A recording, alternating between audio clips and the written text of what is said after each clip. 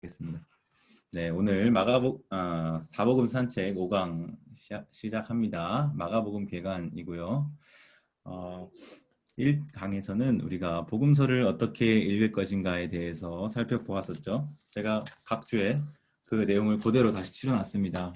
지금 뭐 3번 읽었으니까 한 번 더 안 읽고 그냥 간략하게 말로만 하면은 우리가 성경 해석 왜 배워야 하냐. 하나는 우리가 독자이자 해석자이기 때문에 그 해석하는 방법을 배워야 하고, 다른 하나는 성경이 인간적인 특성도 있고 신적인 특성이 이 두 가지가 있기 때문에 양자를 고려하며 균형 잡힌 성경 읽기 해석해야 하기 때문에 우리가 성경 해석하는 방법을 배워야 된다고 했고요. 두 가지 차원에서 과제가 있는데, 하나는 그때 그 당시의 의미, 곧 주해, 그리고 다른 하나는 오늘날 우리에게 주는 의미, 곧 해석하기, 두 가지를 해야 한다고 했습니다. 주해는 역사적인 맥락, 그리고 문학적인 맥락, 그리고 신학적인 맥락을 고려하는 가운데 본문을 대해야 하고, 해석학은 반드시 그 주해에 기초해야 된다. 그래서 그것에 통제를 받아 적용되어야 한다. 첫 번째 강의 내용 간략하게 요약했던 내용이고요. 2, 3강에서는 복음이 무엇이냐, 그리고 복음서가 무엇이냐 살펴봤었죠. 그래서 복음이란 용어가 이미 고대 사회에서 그 용례가 있었는데, 구약 성경 이사야에서는 어떻게 쓰였는지를, 이제 복음은 구원의 선포로, 공포된 하나님의 구원의 메시지로 전해야 하는 어떤 그 무엇이었고, 헬라 세계에서는 전투에서 승리를 공포하는 것, 그리고 황제에 관련해서, 황제 숭배와 관련해서 쓰였다는 점. 그래서 그리스도인들은 예수님의 복음을 황제의 복음과 대비시켰고, 그럼으로써 황제에 대한 충성이 아니라 부활하신 주님에 대한 충성을 선포했던 것으로 생각할 수가 있었다. 그리고 또 복음이란 용어가 일련의 과정을 거치면서 점차 확대됐고, 복음서를 가리키는 데까지 자리 잡게 되었다. 복음서가 설교로부터 시작되었고, 따라서 문학적 장르로만은 분류할 수 없다는 사실을 알 수 있고, 복음서가 이야기 형식의 설교라고 표현되기도 하고, 복음서는 당시의 독자들에게는 전기로 보였을 수 있으며, 현대 독자들에게는 역사 소설로 보일 수도 있겠지만, 이러한 외형 속에는 우리가 들어야 할 설교가 묻혀 있다는 사실을 알아야 한다. 이런 정도 내용을 살펴봤었고요. 지난 시간에 했던 통일성과 다양성, 복음서의 통일성과 다양성 4편의 조상 한 분의 예수를 제 4강에서 봤었는데, 역사적으로 복음서 4편을 에스겔서에 나타나는 내생물에 비추어서 시각적 상징의 방식으로 설명을 해왔다는 것을 살펴봤었죠. 그래서 마가복음은 포효하는 사자, 마태는 인간 곧 이스라엘의 선생, 누가는 짐을 짊어지고 가는 소, 그리고 요한은 높이 나는 독수리로 예수를 각기 다른 관점에서 그려내고 있었고, 이런 이미지와 상징은 반문맹 시대의 사람들에게 성경을 가르치는 데 있어서 중요한 역할과 기능을 담당했었다 라고 말씀을 드렸습니다. 그리고 통일성의 면에서는 4편 마태, 마가, 누가, 요한 모두 예수를 주인공으로 한다는 점에서 통일되고, 다양성은 각 복음서가 그 주인공 예수에 대해 말하고자 하는 바가 약간씩 차이가 있다. 다른 각도에서 다른 메시지를 전하는 데 사용한다는 점.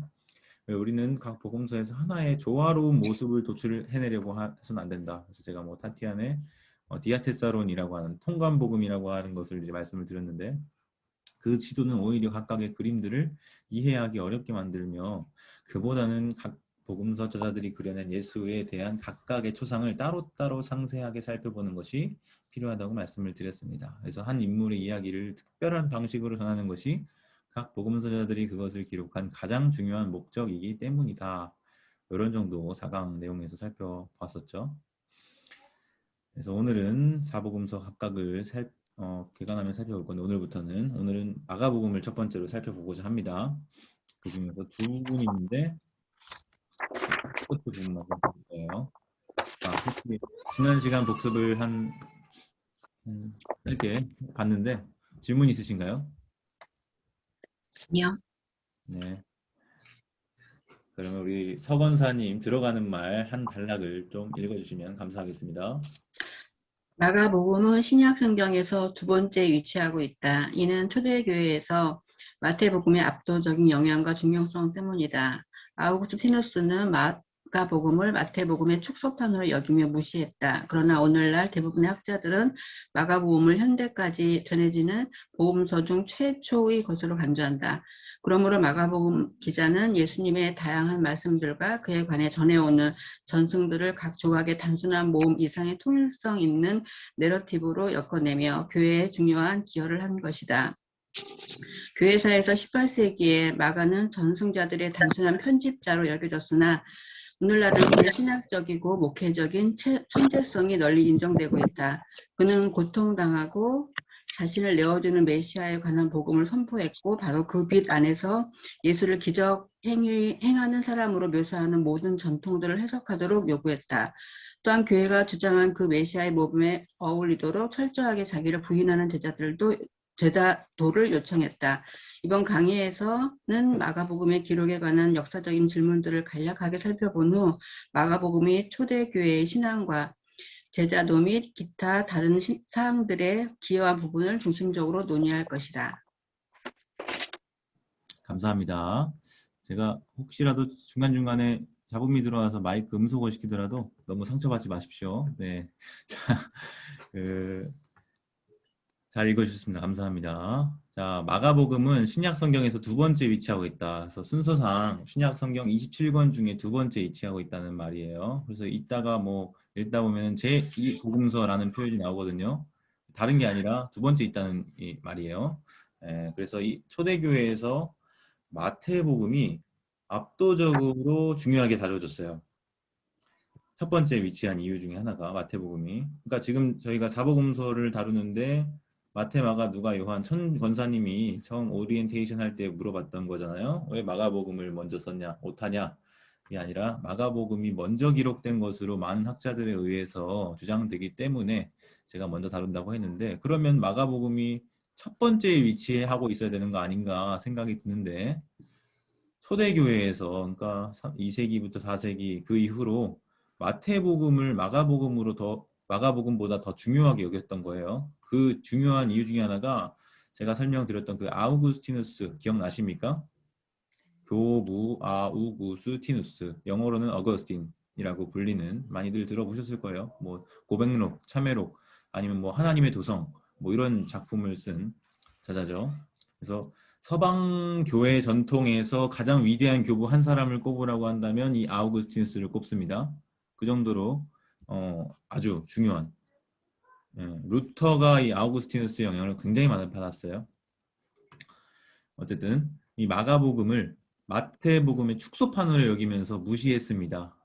네, 그러니까 그 교회사적으로 중요하게 여겨지는 교부가 그렇게 평가하니까 교회 담임 목사님이 그렇게 얘기했다고 생각해 보세요. 성도님들은 다 따라가죠. 마찬가지입니다. 아우구스티누스가 그렇게 얘기하니까 그 당시 교회, 그 후대의 교회 전통들은 다 마가복음이 마태복음의 축소판, 요약한 거구나 이렇게 생각하는 거예요. 그러니까 마태복음이 더 길잖아요. 28장까지 있고 마가복음은 16장까지밖에 없고, 그러니까 짧으니까 그 요약판이구나. 그럼 요약판 뭐하러 봅니까? 원본 보면 되잖아요. 네, 원본 보면 요약판 볼 필요 없으니까 첫 번째 책 마태복음 열심히 보고 마가복음은 좀 비교적 소홀하게 다루어진 것이 사실입니다. 그러나 대부분의 학자들은 마가복음을 현재까지 전해지는 복음서 중 최초의 것으로 간주를 합니다. 이게 마가 우선설이라고 하는 거예요. 마가 우선설. 근데 사실 이것도 가설이긴 합니다. 설이라는 표현이 붙었죠. 가설이긴 한데 어쨌든 그러므로 지금 이 책의 저자 데이비드 실바라고 학자는 마가 우선설을 따르는 사람이에요. 저도 비슷하고요. 그래서 마가복음 기자가 예수의 다양한 말씀들, 그리고 예수에 관해서 전해오는 전승들, 예수님의 말씀과 전승들이라고 할 때 이게 좀 역사적으로 층위가 나누어져요. 가장 예수님이 최초에 말씀하셨던 그 말씀들이 있고, 그것을 처음에 최초에 들었던 제자들이 있을 거 아니에요. 12제자든지 간에, 그 당시 초창기 제자들이든지 간에, 그럼 그 사람들이 들었던 말씀, 그것을 기억하고 있다가 또 다른 사람들한테 전해주는, 그 전달해주고 마치 할머니가 옛날 옛적에 뭐 호랑이 담배 피던 시절에 이렇게 이야기를 전해주던 그런 것처럼 전승이 되는 거거든요. 후대로. 그래서 그 말씀들과 전승들을 각 조각의 단순한 모음 이상의 통일성 있는 내러티브로 엮어내며 교회에 중요한 기여를 한 것, 그것이 마가복음의 기자의 역할이라고 지금 설명을 하고 있는 겁니다. 이해되세요? 너무 네. 많이 들었나? 네, 제가 지금 표정들을 좀 살피면서 반응을 보고 설명을 더 할지 말지 지금 좀 표시를 잘 안 해주시면 제가 계속 반복해서 이렇게 설명을 이루어지거든요. 네, 뭐 원하시면 이렇게 해도 되고요. 네, 그래서 마가가 내러티브로 엮어낸 기여를 했다 이렇게 보시면 됩니다. 그러니까 마태복음과 누가복음, 요한복음이 전부 다 내러티브인데 가장 최초의 마가가 그것을 내러티브의 형태로, 그러니까 단편들이잖아요. 예수님이 이런 말씀을 했다. 그리고 전해져 오는 전승들도 자기가 기억하는 게 아주 단편적인 기억이란 말이죠. 그것들 단편적인 것들을 한데 모아서, 근데 단순히 모음집이 아니라 통일성 있는 어떤 이야기의 형식으로 흐름이 있는 것으로 만들어서 엮었다는 것, 이게 교회에 중요한 기여를 했다는 것으로 이해하시면 되겠습니다. 여기까지만 설명할게요. 그래서 교회사에서 18세기까지 마가는 전승들의 단순한 편집자, 그냥 단순히 편집한 사람으로 여겨졌는데, 최근에 이제 학문이 발달하면서 그의 신학적이고 목회적인 천재성이, 이거 마가복음 읽어보니까 이것은 저자 마가는 천재다, 이렇게 이제 발견되기 시작한 거예요. 어떤 점을 보니까 그러냐? 그는 고통당하고 자신을 내어주는 메시아에 관한 복음을 선포했고, 바로 그 빛 안에서 예수를 기적 행하는 사람으로 묘사하는 모든 전통들을 해석하도록 요구했다. 그러니까 고난받는 종이 주된 메시지인 거예요. 예수님의 어떤 능력의 종, 뭐 말씀과 권능으로 다스리는 그 이미지 이전에 더 앞세운 게 뭐냐면 고난받는 종, 자신을 내어주시는 메시아, 이것을 더 부각시켜서 그것을 통해서 그 능력의 메시아를 이해하고 해석하는 거. 예수님이 막 권능들을 행하시는 것을, 표적들을, 기사들을 일으키시는 것들을 이해해야 된다고 요구를 했다는 거죠. 그게 이제 마가의 역할이고, 또한 교회가 주장한 그 메시아의 모범에 어울리도록 철저하게 자기를 부인하는 제자들도 그 예수와 같이 자신을 부인하고 자신의 십자가를 지고 따라야 된다라고 하는 것을 요청했다는 거예요. 이게 마가의 중요한 기여라고 지금 이야기하는 겁니다. 네. 이 정도 설명하면 이해가 되잖아요. 네, 감사합니다. 우리 김혜진 주사님이 끄덕여서 넘어갈게요. 네.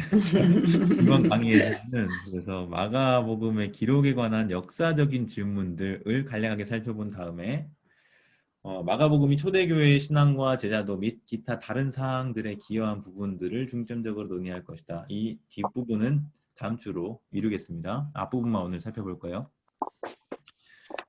첫 번째, 마가복음의 역사적, 목회적 상황. 우리 강은혜 권사님 마이크 켜진 김에 저자 이 단락을 좀 읽어주시겠어요? 네, 마가복음의 저자에 관한 몇 가지 전승이 있다. 그러나 그 전승들을 평가하는 일은 매우 어렵다. 마가복음에는 저자에 관한 주장이 나오지 않는다. 복음서들의 이름은 저자 자신들이 붙인 것이 아니라 단순한 서들이었는데 교회가 여러 복음서들을 나란히 사용하게 됨에 따라 각 책들의 구분을 위해 마가복음 등으로 부르게 되었다. 이런 네이밍은 각 책들의 내적 증거가 아닌 각 복음서들에 대한 초대교회의 전승들의 기초에 이루어졌다. 교회의 이러한 전승들은 초기의 것들로 어쩌면 꽤 정확할 수도 있으나 수세기 동안 학자들은 그것의 신뢰성을 의심할 만한 요인을 발견해왔다. 더욱이 그 전승들은 중립적 상황 속에서 나타난 것이 아니다. 전승들이 기록된 형태로 보존되어 온 것 중에서 오라토리스 정경 목록 또는 2세기 초중반의 기독교 지도자인 파피아스의 기독론들의 단편들, 사람들은 특정한 책들을 추천했는데 그 근거는 사도와의 연관성이었다. 그러므로 저자가 누구인가 하는 것은 초대교회에 필요에 대해 선포한 일정한 복음서들이 정통성을 확립하고 그것들이 계속적인 사용을 권장하는 데 있어서 중요하게 작용했다. 이는 다른 복음서들의 사용을 기피하도록 했다. 예를 네, 들면 도마복음, 베드로복음, 나사렛 복음 등. 감사합니다. 거기까지만 읽을게요. 네, 네. 지금 괄호 안에까지 다 읽어주셔서 감사합니다. 네, 괄호는 건너뛰셔도 상관없어요. 네. 그 마가복음 저자에 대해서 몇 가지 전승이에요. 이거는 앞서대로부터 확실하지 않은데 그냥 전해져 오는 이야기 있잖아요. 네, 그런 이야기들이 몇 가지 있는데 이 전승들이 진정성을 평가하는 건 참 쉽지 않아요. 왜냐하면 마가복음 내에 저자에 관한 주장이 나오지 않거든요. 다른 책들은 뭐 그런 거 나와요. 뭐 바울 서신 같은 경우에는 누가 썼는지 나오잖아요. 나 바울은 이러면서 그런 그 기록에 그 뭐 나오는데 마가복음에는 그게 안 나옵니다. 그도 그럴 것이 그것이 로마 제국이 볼 때 이거는 쓴 저자는 잡아 죽일 수 있는 위험 여지가 있기 때문에 굳이 그 자기가 누가 썼는지를 안 쓰는 게 낫죠, 차라리. 예. 복음서들의 이름이 자신들이 붙이는 게 아니라는 걸 여러분 알고 계시나요? 네. 마가복음, 누가복음, 요한복음 이거 후대에 그냥 붙여진 거예요. 그냥 이거는 원래 초기에는 그냥 복음서들이었습니다. 근데 교회가 여러 복음서들을 같이 사용하다 보니까 구별을 위해서 마가에 따른 복음 뭐 이런 식으로 이름을 붙인 겁니다. 근데 가끔 뭐 이런 이름 붙임에도 잘못된 것들이 있는 게 예를 들면 히브리서 같은 경우 있잖아요. 히브리서의 제목이 히브리서인데 킹 제임스 버전에서는 그 히브리서의 제목이 뭐라고 되어 있냐면 바울에 따른 히브리인들에게 보낸 편지 뭐 이런 식이에요. 그러니까 히브리서의 저자를 누구로 보는 겁니까? 그러면 바울로 보는 거예요. 바울에 따른 히브리인들에게 보내는 편지 이렇게 하니까. 그러니까 그게 후대에 붙여진 제목인데 오류가 있는 거죠. 바울이 썼는지 아닌지 몰라요. 확실하지 않은데 그런 식으로 이제 후대에 이름을 붙이다 보면은 잘못 붙이는 경우도 있는 거죠. 그래서 뭐 마가복음의 저자를 마가가 아니다 이렇게 얘기하는 사람들도 있을지 모르겠습니다. 어쨌든 근데 그거 뭐라고 할 수가 없어요. 확실하지 않으니까. 어쨌든 이런 네이밍 제가 영어 써서 죄송합니다. 이름 짓기예요. 그런 이름 붙임은 각 책들의 내적 증거, 다시 말하면 마가복음 안에서 드러나는 증거에 의한 것이 아니라 각 복음서들에 대한 초대 교회의 다양한 전승들, 이야기들의 기초에서 이루어진 겁니다. 예, 그래서 이러한 전승들은 초기의 것이에요. 그러니까 마태복음이 뭐 복음서들이 1세기에 기록됐다고 하면은 2세기에 어떤 누구누구 저자는 이렇게 얘기했다. 그런 이제 좀 이른 시기의 것이죠. 그러니까 꽤 정확하게 하다고 볼 수도 있어요. 그런데 오늘날의 학자들이 이제 보면 이게 신뢰할 만한가? 라고 물어봤을 때 그렇지 않다고 대답할 만한 요인들이 많이 있다는 거죠. 그러니까 좀 과장도 있고요. 좀 뭐랄까 그것을 기록한 사람이 자기의 어떤 목적에 맞게끔 이렇게 각색하거나 뭐 그런 부분들도 있다는 거예요. 그래서 더욱이 그 전승들은 중립적 상황 속에서 나타난 게 아니에요. 중립적으로 기록한 게 아니라 전승들이 기록된 형태로 보존되어 온 것 중에서 사람들은 특정한 텍스트를 추천했어요. 그래서 뭐 브라터리 전경 목록이라는 게 있어요. 뭐 이거 이름 다 기억하실 필요 없습니다. 이런 목록이 있어요.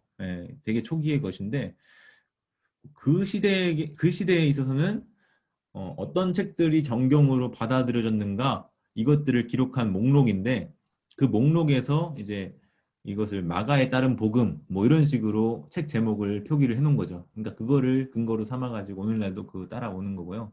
아니면은 뭐 파피아스라고 하는 장로가 있습니다.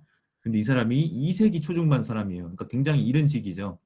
복음서가 1세기에 기록됐다고 하면은 100년, 150년 그 간격에 이제 그 장로 기독교 지도자가 기록한 어떤 단편들이 그것도 이 사람이 기록한 것이 남아 있는 게 아니라 이 사람이 기록한 그 단편들을 그 후대에 또 다른 사람들이 써놓은 거. 그러니까 이제 아래에서 읽을 거예요. 여기 유세비우스가 인용한 한 단편. 이게 파피아스의 그 말인데 이 유세비우스는 언제 사람이냐면 4세기 사람이에요. 네. 아무튼 그래서 이런 증거들, 전승들을 토대로 마가복음을 마가가 썼다고 주장하는 거예요. 그 근거는 사도와의 연관성 이었는데 그러므로 저자가 누군가 하는 것은 초대교회의 필요에 대해서 선포한 일정한 복음서들의 정통성. 그러니까 저자가 누구냐에 따라서 이게 정경으로 받아들여지냐 마냐 이것도 가르는 기준이 될 수 있는 겁니다. 그래서 그 정통성을 확립하고 계속적인 사용, 그 복음서를 사용하냐 마냐를 권장하는 데 있어서 중요하게 작용했습니다. 이 구분이 왜 중요하냐면 우리가 가지고 있는 정경 복음서 4권 이외에 또 다른 복음서들이 있어요. 여러분 이름 들어보신 것 있을 줄 알아요. 도마복음 같은 거, 베드로 복음, 나사렛 복음, 뭐 마리아 원복음, 뭐 야고보복음, 뭐 이런 약간 다양한 것도 있습니다. 근데 이거는 우리 정경으로 안 치죠. 이런 것들을 뭐라 그러냐면 외경이라고 합니다. 외경. 정경이 아니라 외경. 근데 그 외경들도 아주 오랜, 물론 우리가 가지고 있는 복음서들처럼 1세기 초기에 기록된 것은 아니라 할지라도 2세기, 3세기, 4세기, 5세기, 그러니까 굉장히 오래된 책들이긴 해요. 근데 뭐 도마복음 같은 경우에는 예수님의 말씀 어록 모음집으로서 예수님이 이렇게 말씀하셨다. 누가 이렇게 말했다. 뭐 이런 마치 논어 뭐 그런 것처럼 예, 그런 어록 모음집으로 되어 있어요. 우리가 가진 복음서랑은 많이 다르죠. 어쨌든 마가복음의 저자에 대해서 이 부분을 우리 최성수 집사님 한번 읽어주시겠어요? 마가복음의 저자에 대해서 우리는 유세비우스가 인용한 한 단편에 보존된 파피아스의 다음과 같은 증언을 갖고 있다. 그 장로는 또한 다음과 같이 말하곤 했다. 베드로의 통역자였던 마가는 주님의 말씀과 행적에 대해 그가 기억하는 모든 것을 체계적이진 않으나 정성 들여 기록했다. 왜냐하면 마가는 주님의 말씀을 직접 들은 것이 아니었고 또 그분의 제자들 중 하나가 아니었으며 단지 내가 말했듯이 베드로의 제자로서 나중에 그에게 전해 들었기 때문이다. 베드로는 상황에 따라 주님의 가르침을 언급하곤 했는데 주님의 말씀들을 체계적으로 정리하지는 않았다. 그러므로 마가가 어떤 것들은 그가 기억하는 대로 기록했다는 사실은 꽤 정당화되었다.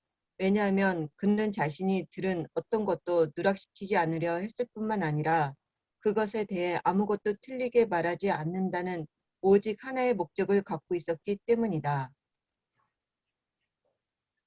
파피아스의 이러한 증언에 모순과 결함이 있는 것은 사실이지만 초대 교회의 지도자들 사이에서 널리 받아들여졌다. 이렇게 사도들의 황태자인 베드로와의 연관성으로 인해 그 복음서의 전경에서의 이치는 공고하게 될 수 있었다. 그 외에 다른 반론도 있지만 결론적으로 저자가 누구인가의 문제를 해결하는 것은 우리의 복음서 이해를 향상시키는 데 별 도움이 못 된다. 저자 문제에 관해 여러 해답의 가능성을 열어놓는다 하더라도 그 복음서의 가치를 손상시키지 않는다. 이 네 복음서들은 저자가 누구인가에 상관없이 여전히 하나님의 말씀이고 그리스도에 대한 교회의 증언이며 제자도의 모범으로 남아있다. 교회들에게는 제목이 아니라 본문이 하나님의 말씀이다. 네, 감사합니다. 잘 이해가 되시나요?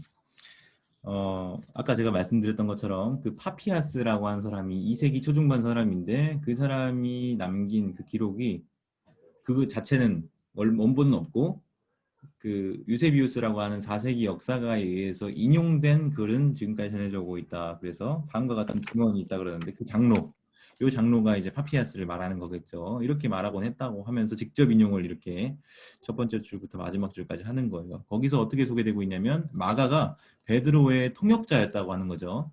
마가가 베드로의 통역자였다. 그래서 이 마가와 베드로와의 관계를 설명하면서 사실 마가가 예수님의 12제자 중에 한 명이 아니기 때문에 어떻게 보면 사도성이 없잖아요. 그런데 그런 마가의 사도성을 마련하는 장치로 이 베드로와의 연관성을 이제 드는 거죠. 그래서 베드로가 사실은 뭐 제자들 중에서도 수제자로 불려졌고 사도들 중에서 아까 뭐 황태자 이런 표현이 있었는데 이 주님의 말씀과 행적에 대해서 마가가 기록하고 있는 내용은 수제자인 베드로로부터 전에 들었던 내용들이기 때문에 권위가 있는 것으로 이제 취급이 되고 있는 거고 마가가 직접 듣지는 않았지만 또 제자들 중에 하나는 아니었지만 베드로의 제자로서 베드로를 통해서 전수받은 거니까 한 단계, 두 단계 거친 거니까 아주 가까운 그런 목격자의 증언으로서 효력이 있다고 말을 하는 거죠. 다만 이제 여기서 얘기하고 있는 베드로가 직접 체계적으로 정리하지는 않았고 그냥 베드로는 기억하는 대로 막 떠들고 전하고 다녔고 그것을 그 2차 이제 마가가 정리하고 이제 체계적으로 다듬은 것으로 정당화되었다고 파피아스가 이런 이야기를 한 것을 근거로 해서 우리가 마가가 마가복음의 저자이겠구나 이렇게 보는 겁니다. 근데 이게 이 증언의 모순과 결함이 있다고 해요. 근데 설명은 안 돼 있어요. 어떤 모순과 결함인지. 네, 일단 넘어가면 초대 교회 지도자들에게서는 이 파피아스의 증언이 널리 받아들여졌어요. 이를테면 그보다 더 후세기에 한 3, 4세기에 이르니우스도 한 2세기인 것 같아요. 이단 논박이라고 하는 이 글에서도 이 파피아스의 글이 또 사용이 된 것 같습니다. 이렇게 사도들의 황태자인 베드로와의 연관성으로 인해서 그 복음서의 정경에서의 위치, 우리가 가진 27권 중에 한 권으로의 위치가 의심의 여지 없는 것으로 교회 회의를 통해서 받아들여지는 거죠. 그 외에 다른 반론들도 있긴 한데 결론적으로는 저자가 누군지 마가가 혹시 아니라고 하더라도 이게 그렇게 우리 복음서의 이해를 향상시키는 데는 별 도움이 안 된다는 거예요. 이게 중요합니다. 사실은 저자 문제를 전 원래 그 전체 다 할 생각이었으면 아주 짧게 하고 넘어가려고 그랬거든요. 별로 크게 치명적이지 않아요. 예, 복음서의 가치를 손상시키지 않습니다. 마가가 아닌 다른 누구를 생각하더라도. 왜냐하면 이 복음서들은 저자가 누구인지와 상관없이 여전히 하나님 말씀이고 그리스도에 대한 교회의 증언이고 제자들의 모범으로 남아 있습니다. 교회들에게 제목이 아니라 본문이 하나님의 말씀이다.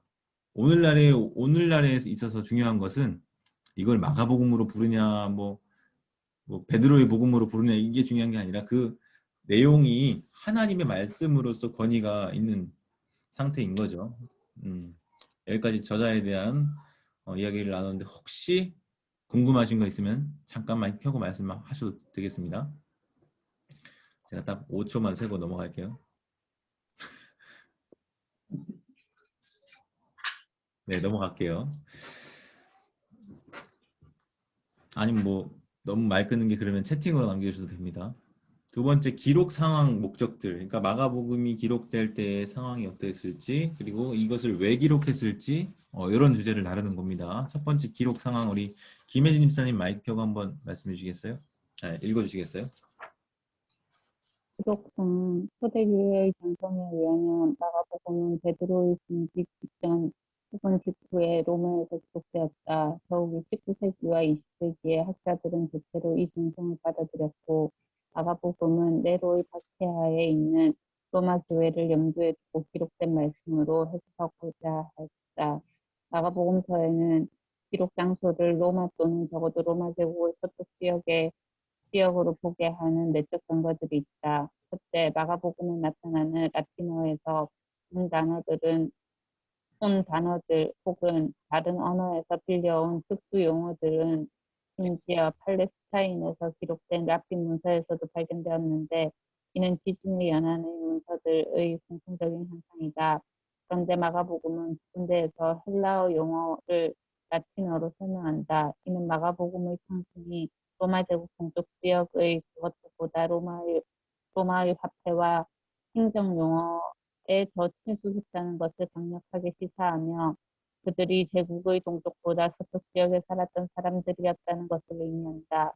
또 다른 측면에서 아람어의 기원을 둔 용어들은 제2복음서가 팔레스타인이나 시리아에서 기록되었다는 설명보다는 예수 전승이 팔레스타인에서 기원되었다는 것과 그 전승의 전달자인 사도들 또는 유대인 출신의 그리스도인 저자를 선정할 때 더 잘 설명될 수 있다. 마가복음의 기록 장소를 로마로 보는 전승이 정확할 수도 있지만 우리가 확신을 갖고 최대한 말할 수 있는 것은 마가복음이 팔레스타인이 아닌 지역에 살고 있는 아람어와 많은 유대 관습에 친숙하지 않은 선중들을 위해 기록되었다는 사실이다. 그래서 마가는 아람어로 된 단어들 꼭 이름을 번역해주고 유대 관습을 설명할 필요를 느꼈다.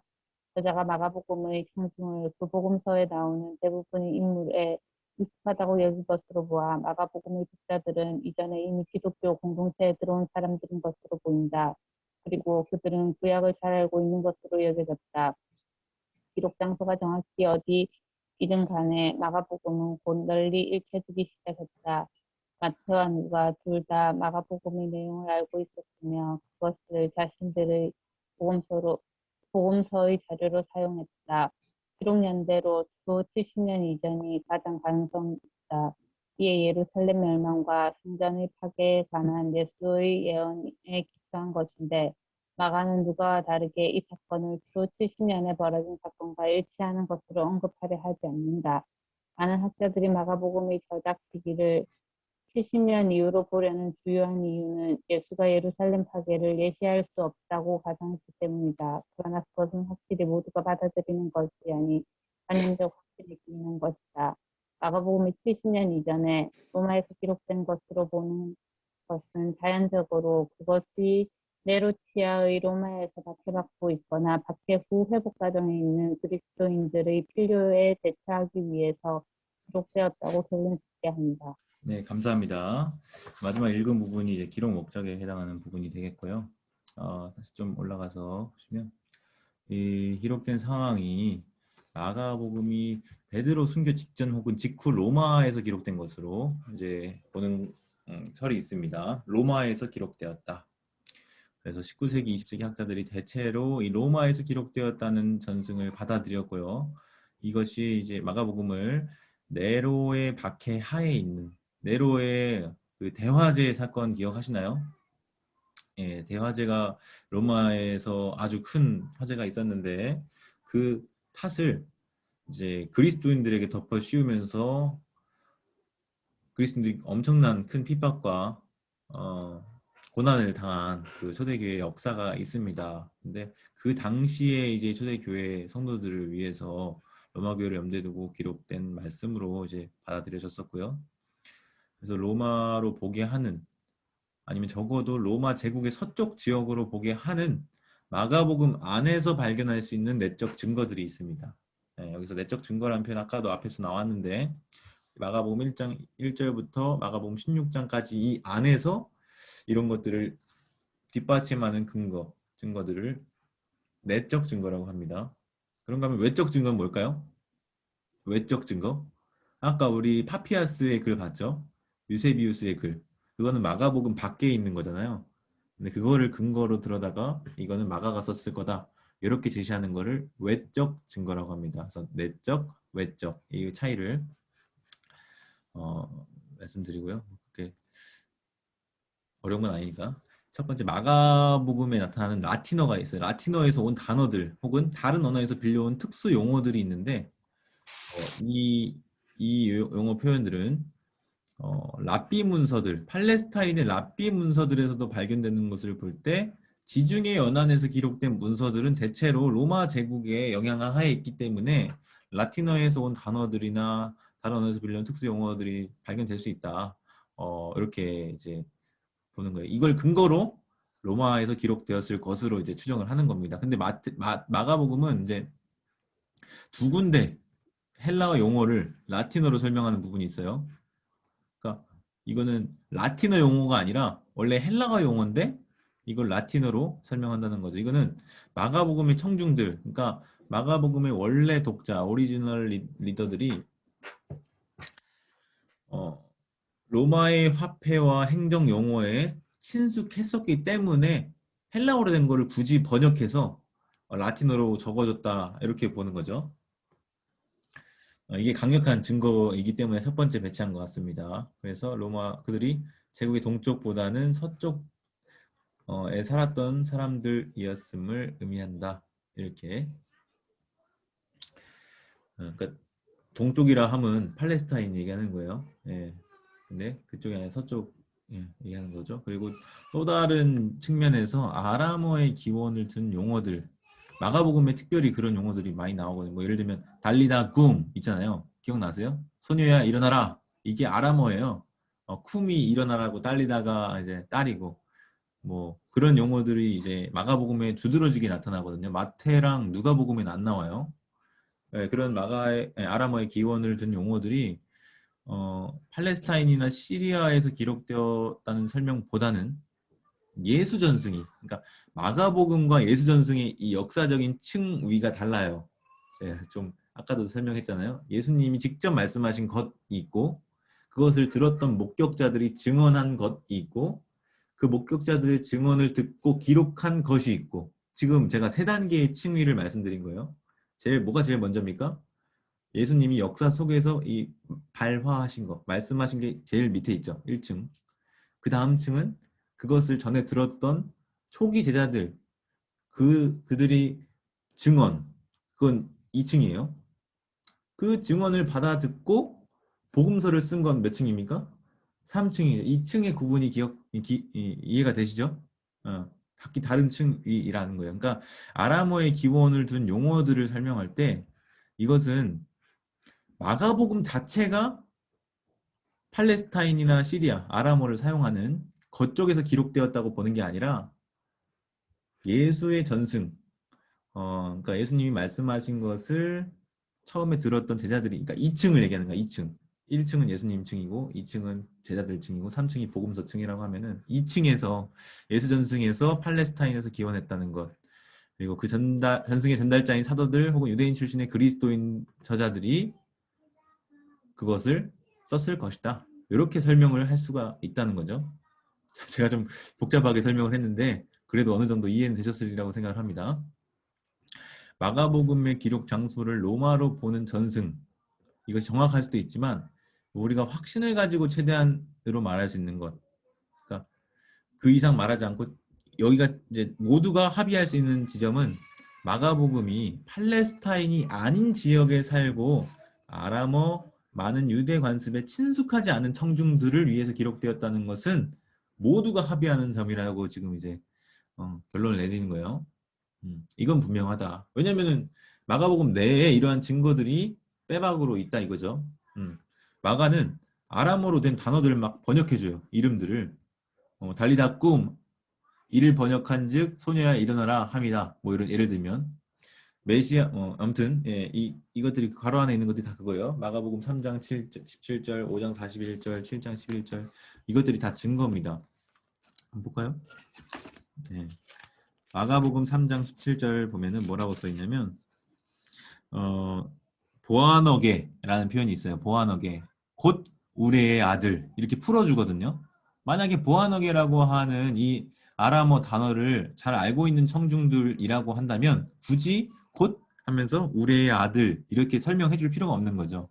근데 이런 설명을 필요로 했던 것은 이 사람들이 보아너게라고 하는 이 아람어를 못 알아들었을 것이다 라고 저자가 알고 있기 때문에 풀어준 것이기에 이런 증거들이 또 있는 거죠. 그래서 5장 41절도 보면은 달리다굼 하시니 번역하면 곧 소녀야 일어나라 하심이라. 그러니까 번역을 굳이 해준다는 거죠. 예, 이거 어렵지 않죠?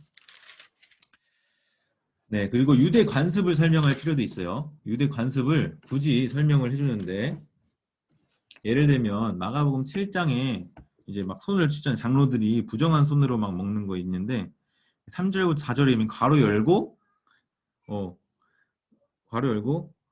4절에서 장로들이 뭐 이거 지켜오는 것이 있는데 곧 잔과 주발과 녹그릇을 씻는 이런 관습이 있다. 이거를 굳이 설명을 해줘요. 괄호 열고 괄호 닫고. 그러니까 이거를 안 해주면 이해를 못할 거라고 생각을 하기 때문에 굳이 설명을 해주고 있는 거죠. 그리고 저자가 마가복음의 청중들이 복음서에 나오는 대부분의 인물들을 익숙하다고 여긴 것으로 보아서 마가복음의 독자들이 이미 기독교 공동체에 들어온 사람들인 것으로 이제 봅니다. 그리고 그들은 구약을 잘 알고 있는 것으로 여겨졌고요. 구약 인용 같은 것도 많이 나오죠. 기록 장소가 어디든지 간에 마가복음은 곧 널리 읽혀지기 시작했고 마태와 누가 둘 다는 마가복음의 내용을 알고 있었으며 그것을 자신들의 복음서의 자료로 활용했다. 이것도 아까 말씀드렸다시피 마가 우선설을 전제하고 있는 부분이 이 문장입니다. 그래서 마가가 제일 먼저 이 복음서 형태를 잡았고 마태와 누가는 이런 마가복음을 참고해서 이 자료를 활용해서 자신들의 복음서를 쓴 것으로 보는 입장인 거죠. 그리고 기록된 시기, 앞에서는 기록 장소를 말씀드렸습니다. 로마가 유력하다. 기록 연대는 70년 이전이 가장 가능성이 있다. 이 70년 이전과 이후를 나누는 구분점이 있는데요. 이것은 바로 성전 파괴입니다. 로마의 군대에 의해서 성전이 파괴되는 그 시점이 바로 주후 70년이에요. 티투스 장군이 군대를 몰고 와서 예루살렘을 함락시키는 때가 70년입니다. 이는 예루살렘 멸망과 성전의 파괴에 관한 예수님의 예언에 기초한 것인데 마가복음을 기준으로 하면 13장에 기록이 되어 있어요. 마가는 누가와는 다르게 이 사건을 주 70년에 벌어진 사건과 일치하는 것으로 언급하려 하지 않는다. 이게 무슨 말이냐면 이 마가복음 13장의 병행 본문인 누가복음에서는요. 누가복음 21장이 있거든요. 누가복음 21장에는 이 성전이 함락되는 이 예언을 하실 장면에서 군대들이 에워싸는 것을 보거든 이라고 있어요. 21장 20절에 보시면 예루살렘이 군대들에게 에워싸이는 것을 보거든 이라는 표현이 누가복음에 있는데 마가복음에는 없거든요. 그러니까 누가복음의 입장에서는 이것이 예수님이 예언한 건데 지금 누가복음을 기록한 사람들의 입장에서는 이미 벌어진 일이잖아요. 70년 이후에라고 하면은 그거를 여기다 굳이 써놓고 있는 거다 이렇게 보는 거죠. 마가는 그것을 보지 않았기 때문에 보지 않았기 때문이 아니라 네 아무튼 그래서 여기 보시면 많은 학자들이 마가복음의 제작 시기를 70년 이후로 보려고 하는 경우가 있거든요. 왜 그렇게 보냐? 예수가 예언할 수 없다. 예수의 예언을 인정하지 않는 학자들인 거예요. 예수에게 예언적인 능력이 있는 것을 인정하지 않기 때문에 마가복음의 제작 시기를 70년 이후로 보려고 합니다. 근데 이거는 관념적 확신에 기인하는 것으로 일축하죠. 네, 제가 헷갈리게 해서 죄송합니다. 아무튼 누가복음에 기록된 것을 보면은 이것은 분명히 70년에 그 함락되는 것, 예루살렘이 군대들에게 에워싸이는 것을 보고 쓴, 그러니까 70년 이후로 넘어가는 거죠. 그러나 마가복음은 그런 내용이 없기 때문에 70년 이전으로 이제 보는 거다. 70년 이전에 로마에서 기록되는 것으로 보는 것은 자연적으로 그것이 네로 치하에서 로마의 박해를 받고 있거나 박해 후 회복 과정에 있는 그리스도인들의 필요에 대처하기 위해서 이 마가복음이 기록되었다. 이렇게 기록 목적과도 연결을 시키는 겁니다. 네, 좀 너무 길었어요. 지루하게. 근데 이해는 되셨나요? 네, 충분히 제가 그러니까 여러분들이 한번 읽어오셨고 김혜님 사님이 한번 읽어주셨고 제가 한번 다시 읽으면서 반복을 또 설명하니까 세 번 되는 거예요. 네, 그 다음에 두 번째 기록 목적은 이제 박하선 집사님 혹시 마이크 켜고 말씀해 주시면 감사하겠습니다. 마이크가 꺼져 있으신데 마이크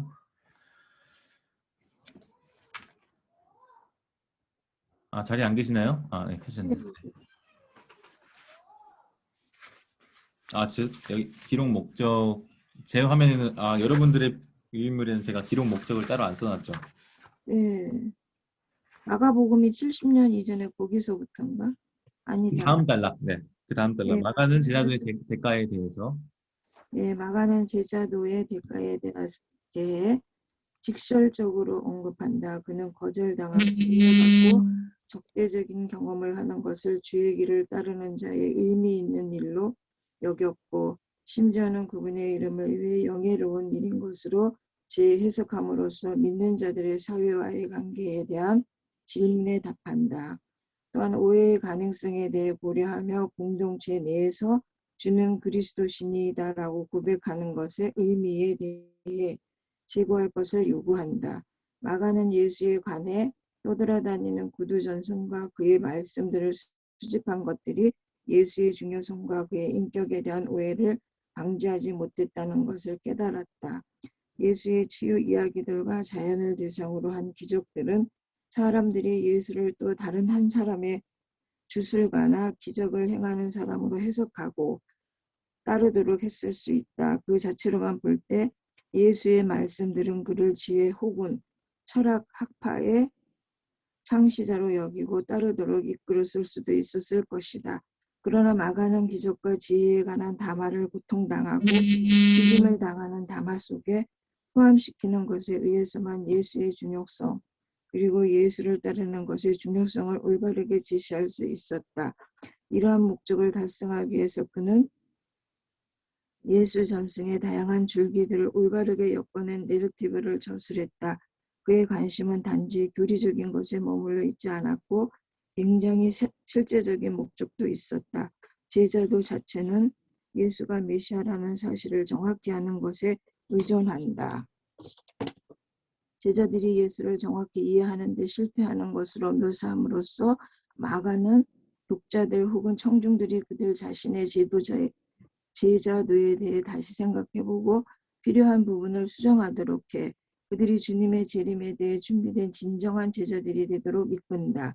마가는 또한 신자들이 구약 성경, 율법, 성전, 유대적 경건과의 관계를 재정의하는 것에 관해 많은 관심을 보이는데 어떻게 그리스도인의 공동체가 그 오랜 전통들과 관련을 맺어야 하는가의 기준을 예수의 말씀과 행적에서 찾는다. 마가는 또한 믿음의 공동체의 영성과 에토스를 진작하고자 하는데 그리스도인들이 가치 있게 여겨야 할 것과 집중해야 할 것에 강한 의미를 부여하고 그들의 목표를 이루는 데 힘이 되는 것들을 생각하게 함으로써 이 목적을 성취한다. 네, 감사합니다. 네, 네. 여기까지요. 그 진동이 울리니까 굉장히 크게 마이크를 통해서 전달이 되는 것 같아요.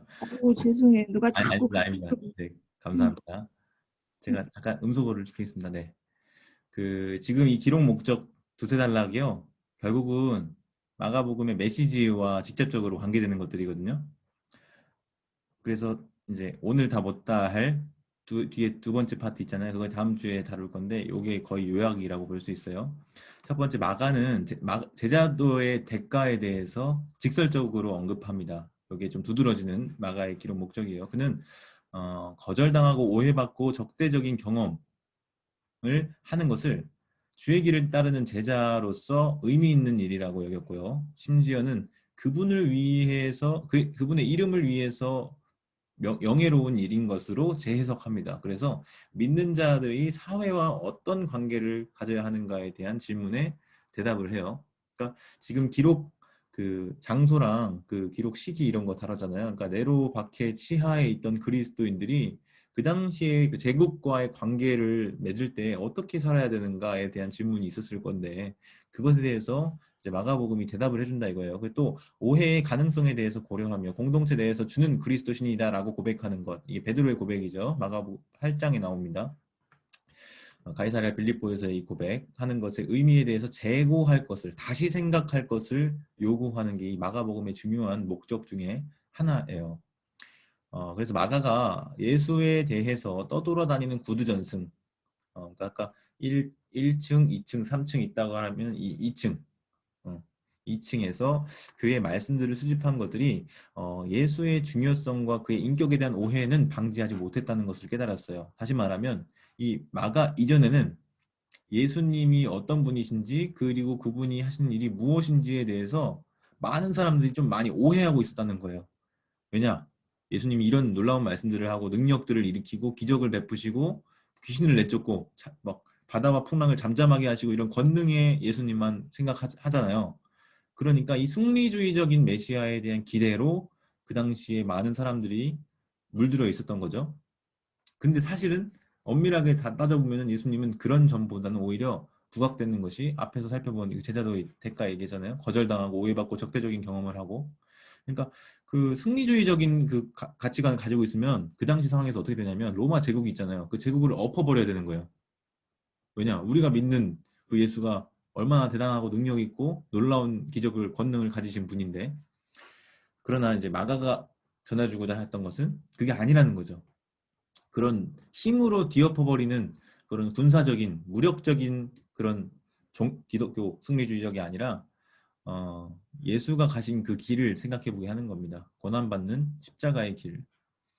그래서 그 자체로만 볼 때 아까 주술가나 기적 행하는 사람으로만 비춰질 수 있는 그 예수, 지혜 혹은 철학 학파의 창시자로 여겨질 수 있는 그 예수, 이 예수를 고통당하고 죽임을 당하는 담화 속에 포함을 시키는 것, 그것에 의해서만 예수의 중요성 그리고 예수를 따르는 것의 중요성을 올바르게 제시할 수 있다는 것을 마가가 보여준 거죠. 그래서 이러한 목적을 달성하기 위해서 의도적으로 예수 전승의 다양한 줄기들, 그 2층 층이 1층 그 예수님으로부터 전해진 그 2층 층의 다양한 줄기들을 3층 복음서 층에서 다시 새롭게 엮어내며 내러티브를 저술한 거예요.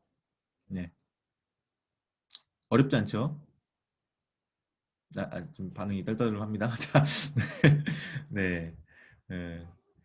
그래서 그 마가의 관심은 단지 교리적인 것에 머물러 있지 않고 굉장히 실제적인 목적도 있었는데 그것은 무엇이냐면 제자도가 무엇이냐라고 우리가 어떻게 살아야 할 것인지에 대해서 메시아 예수가 메시아라고 하는 사실 그것을 정확히 아는 바른 지식에 근거할 때 바른 삶이 있을 수 있다는 거예요. 예. 제자도랑 뭐 메시아라는 사실을 정확히 아는 것 이런 표현으로 듣는데 바른 믿음은 바른 삶은 바른 믿음으로부터 온다. 이 문장이에요, 그냥. 제자들이 예수를 정확히 이해하는 데 실패했어요. 그러니까 바른 이해가 없으니까 왜곡된 이해를 가지고 있으니까 잘못된 삶이 도출되는 겁니다. 그래서 마가가 독자들 혹은 청중들이 그들이 가지고 있는 제자도에 대해서 자신들의 삶에 대해서 되새겨보고 되돌아보고 필요한 부분을 수정하도록 이렇게 이끌거든요. 그래서 주님의 재림에 대해서 준비된 진정한 제자들이 되도록 이끄는 것 이것이 마가복음의 중요한 목적, 기록 목적인 거죠. 그래서 마가는 또한 신자들이 구약 성경, 율법, 성전, 유대적 경건과의 관계를 재정의하는 것에 반해 많은 관심을 보입니다. 이게 무슨 의미가 있냐면 당시에 많은 유대인들이 있잖아요. 기독교인, 그리스도인들이 예수님을 따르는 제자들 중에 대다수는 유대인입니다. 심지어 예수님조차도 유대인이에요. 그러니까 그들은 뼛속부터 유대적인 사고 방식을 가진 사람들이에요. 마치 우리나라의 유교 문화가 뭐 널리 뿌리 내리고 있기 때문에 우리 이제 어르신들 세대부터 해서 다 유교적인 사상과 가치관을 가지고 있잖아요. 심지어 기독교라고 할지라도. 그래서 교회 내에서 장로님들조차도 그 유교적인 뿌리를 배제하지 못하고 있는 그런 면들이 분명히 존재하잖아요. 우리들도 그렇고. 마찬가지예요. 이 당시에 초기 예수님을 따르던 제자 공동체, 예수 운동, 기독교라고 하는 종교로 형성되기 이전의 그 단계에서는요, 유대교와 기독교가 분리되지 않고 공존하던 시기가 있어요. 그러니까 기독교인, 유대인이면서 기독교인인 거예요. 그럼 이게 충돌할 때 어떻게 대처해야 되느냐, 이 문제에 대해서 마치 우리는 예배 드리는 자들이 제사 어떻게 하냐, 뭐 이런 문제로 이슈가 있잖아요. 마찬가지죠. 이 사람들도 구약 성경 어떻게 이해해야 되냐, 율법과 성전, 유대적 경건들, 안식일, 뭐 할례, 뭐 다양한 이슈들이 있는데 그거 어떻게 기독교인으로서 대처해야 되냐, 이런 것에 대해서 마가가 많은 관심을 보이면서 지도해 주었다는 거죠. 근데 그 지도의 근거를 예수의 말씀과 행적으로부터 끌어와서 설명을 해준다는 말입니다. 그래서 마가는 어떻게든지 이 믿음의 공동체의 영성과 에토스, 삶의 이 면들을 진작시키고자 하는데 그리스도인들이 무엇을 가치 있게 여겨야 하는지, 무엇에 집중해야 하는지 이것들을 강한 의미를 부여해서 그들의 목표를 이루는 데 힘이 되는 것들을 생각하게 함으로 목적을 성취한다는 겁니다. 네. 그래서 이런 기록 목적들의 다룬 내용들이 메시지와 관계된다. 다음 주 살피게 될 건데 요약된 거니까 생각해 주시고요. 세 번째, 9시네요. 다 읽으셨죠? 천지혜 권사님 안 읽으셨네. 천지혜 권사님 마이크 켜고 구조 한번 저기 읽어주실래요? 마가복음의 전체적 구조는 사도행전 10장 36절에서 41절 혹은 13장 24절에서 31절에 나타나는 초대교회 설교의 계율을 따르고 있다. 저자는 세례 요한의 설교를 시작해 예수의 전 사역 기간 동안 하나님이 나사렛 예수에게 성령과 능력을 기름 붓듯 하셨음에 그가 두루 다니시며 선한 일을 행하시고 마귀에게 눌린 모든 사람을 고친 일을 전해준다. 그러고는 마지막으로 재판, 십자가에 못 박히심, 부활에 대해 기술한다. 그러므로 마가복음은 예수에 관한 기초적이고 사도적인 메시지의 내러티브적 확대이다. 마가복음의 계율에 대해서는 많은 설명이 있는데 주석가들은 자신이 강조하고자 하는 점을 부각시키는 계율을 추구하는 경향이 있다. 예를 들면 도널드 거스리는 계율을 위해 지리를 부각시켜 예수가 갈릴리에서 사역을 시작해 갈릴리에서 오랜 사역하고 유대를 거쳐 마침내 순환을 당하고 부활하는 것으로 이해한다. 마가복음에서 확실히 움직임이 중요하고 이러한 개요는 움직임을 강조하기 위한 한 방편이 된다. 다른 학자들은 예수를 메시아로 알아보는 것을 마가복음의 주요 동력으로 간주해 베드로의 고백과 백부장의 고백을 마가복음의 주요 절정으로 지목하는 개요를 만든다. 마가는 자신의 내러티브의 개요를 이해하는 데 있어서 중요한 한 단서를 제공한다. 마가복음 8장 22절에서 10장 52절은 맹인을 고치는 이야기로 인클루지오 이야기 단위의 처음과 끝에 비슷한 어구나 일화를 위치시켜 그 단위의 통일성과 수사적 효과를 증대시키는 수사법의 한 방법을 형성하는 세 번의 순환 예고와 제자도에 관한 가르침으로 서로 매우 강하게 연결된 부분이다. 인클루지오는 고대 문학에서 흔히 쓰였던 구조 형성 방법이고 특히 구술 문화에 적당했다. 저자는 한 구획의 끝에 그 구획을 시작했던 단어나 주제 또는 이야기를 다시 언급하는데 이는 그 구획이 끝났다는 신호로 받아들여질 수 있는 것이다. 그렇다면 이것은 마가복음 전체의 전환점으로서 마가복음의 중심이며 예수는 이를 통해 자신을 주님으로 따르는 것과 메시아로 고백하는 것의 진정한 의미를 제자들에게 드러낸다. 처음 장들은 예수의 기름 부으심과 그를 따르라고 부름에 대한 점증하는 지각을 보여주지만 이러한 자각은 완성되지 않은 채로 남겨진다. 이어지는 장들은 비록 예수의 예루살렘 입성이 진정으로 의미하는 것이 무엇인지 잘못 이해한 사람들로 둘러싸여 있지만 승리의 입성으로부터 시작해 예수의 처형 책임자인 백부장이 마침내 그의 정체를 선명하게 깨닫는 십자가에 이르기까지 예수의 메시아 되심을 점점 더 나타내 보인다. 감사합니다. 네, 굉장히 긴 부분 잘 읽어주셨고요. 각주 4번에 보시면 제가 이 각주로 마가복음의 개요를 달아놨거든요. 잘 보이시죠? 세 부분으로 구분이 되는 거예요. 그래서 도입이 있고 본론이 있고 결론이 있는데 굉장히 단순하지만 이게 굉장히 중요한 그 기준점들을 구획으로 나눠서 본 건데요. 도입이 굉장히 길어요. 그쵸? 몇 장까지입니까? 8장까지 도입이에요. 근데 이런 책이 있나요? 도입이 이렇게 긴 책이 있어요? 마가복음이 16장까지 있잖아요. 마가복음이 1장부터 16장까지 있는데 8장까지 도입이면 절반이 도입이라는 말이잖아요. 이런 책은 없습니다. 근데 그만큼 이 마가복음의 포커스가 어디에 맞추어져 있느냐 하면 이 8장 이후로 펼쳐지는 이야기들에 그것이 아주 집중된다는 거예요. 이거는 그것이 전개되는 속도를 보더라도 알 수가 있어요. 네, 김민경 쌤 안녕하세요. 네, 네, 안녕하세요. 늦었습니다. 네, 네, 지금 5쪽 하고 있습니다. 5쪽, 9조. 네, 고맙습니다. 그 예수님의 고난받는 그 일주일, 그러니까 예수님의 공생의 기간을 우리가 33년으로 흔히 그러니까 예수님의 삶을 33년으로 우리가 보고 30살부터 33살까지 이게 3년 동안, 3년 반 동안 우리가 사역하셨다 이렇게 이해를 하는데 그 3년 반의 시간 동안에 거의 일주일, 마지막 일주일에 대부분의 3분의 1 정도의 지면을 할애하고 있어요. 마가복음이. 나머지는 그 3분의 1을 향해서 달려가는 거예요. 마지막 일주일을 향해서. 그래서 굉장히 이게 좀 독특한 그런 책이다 싶은데요. 자, 지금 이제 한점 보겠습니다. 나머지는 아래서 설명이 나오니까요. 전체적 구조는 사도행전 10장의 설교, 그리고 13장의 비시디아 안디옥에서 행한 그 초대교회 설교의 개요를 따르고 있다. 이게 무슨 말이냐면 사도행전 말씀을 보시면 설교가 되게 많이 나와요.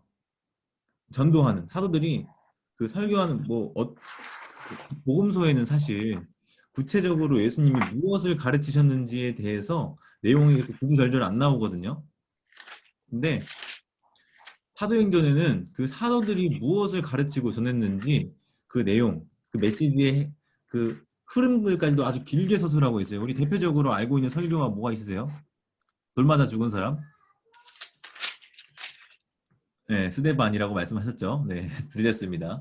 스데반이 설교한 게 7장, 8장인가? 7장인가? 네, 7장이 되게 길게 나오거든요. 네, 막 몇십 절.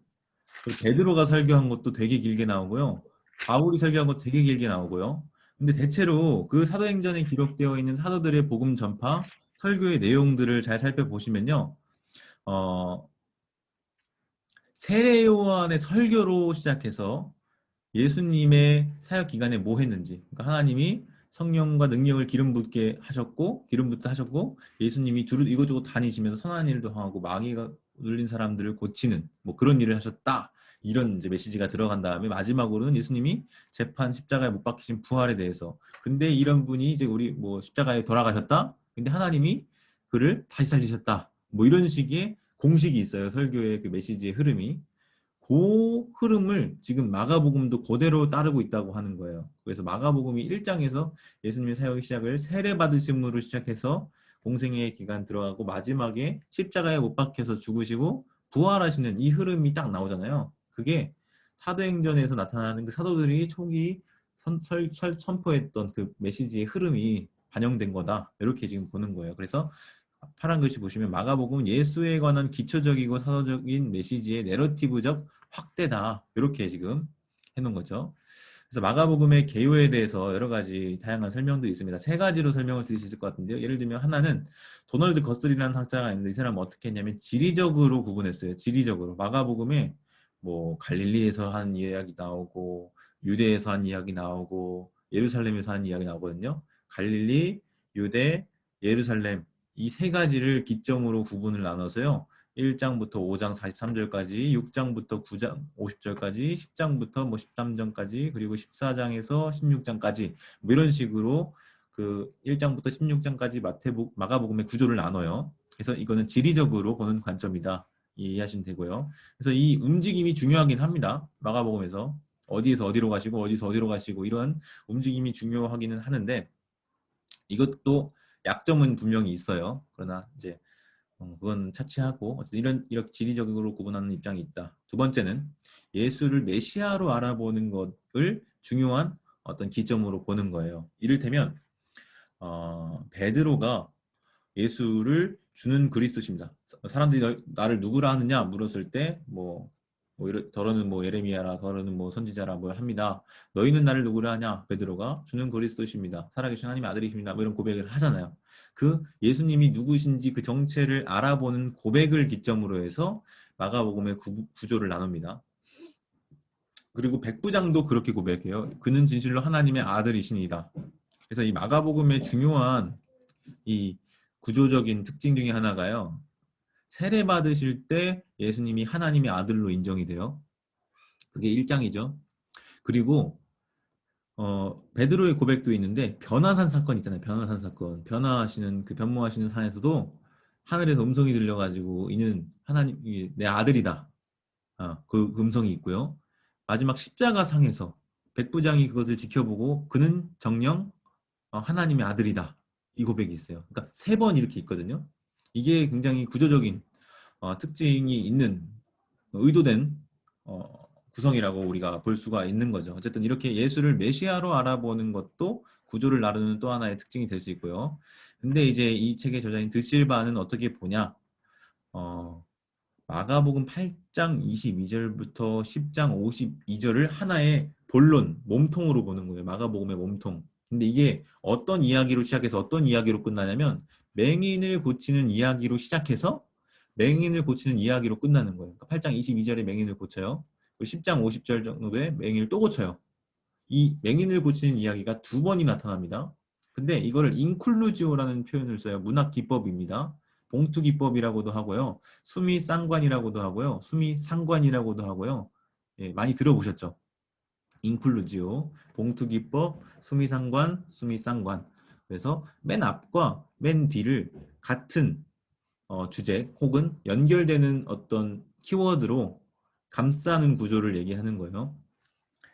그래서 이를테면 마태복음 같은 경우에 어떤 인클루저가 있냐면 예수님이 1장에서 태어나셨을 때 천사가 얘기해줘요. 임마누엘이라 하라 이름을.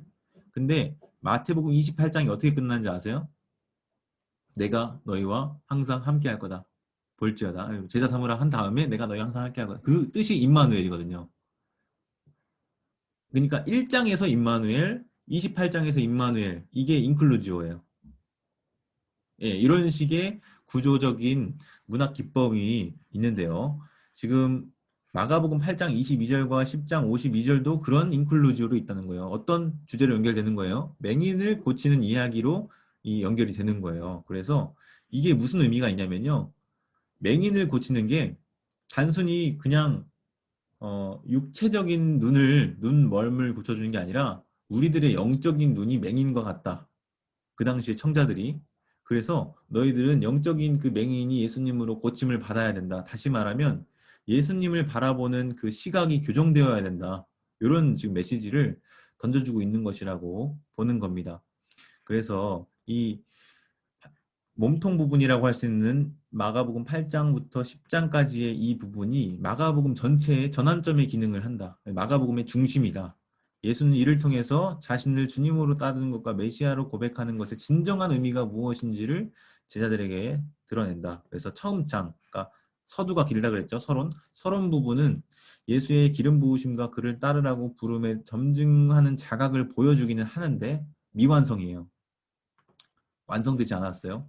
그러니까 예수님이 누구신지는 알죠. 베드로가 고백한 것처럼 그리스도십니다. 알긴 아는데 완벽하지 않은 거예요.